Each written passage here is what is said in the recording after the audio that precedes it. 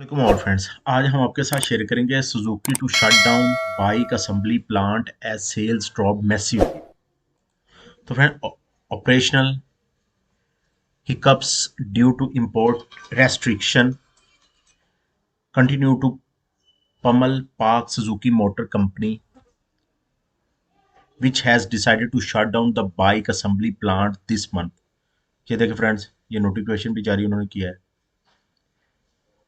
Plant from 20 मार्च से 31 मार्च तक बंद रहेगा।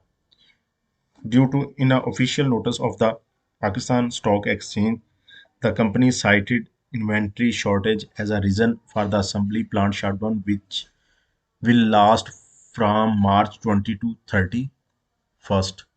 तो फ्रेंड्स, उम्मीद करते हैं ये इन्फॉर्मेशन आपके लिए इंतहाई अहम होगी। इस तरह की मज़ीद मालूमाती और इन्फॉर्मेटिव वीडियोज़ हासिल करने के लिए हमारे चैनल को लाइक एंड सब्सक्राइब कर दीजिए ताकि आने वाली तमाम तर इन्फॉर्मेटिव वीडियोज़ आप तक बआसानी और टाइम पर पहुँच सकें। Thanks and Allah.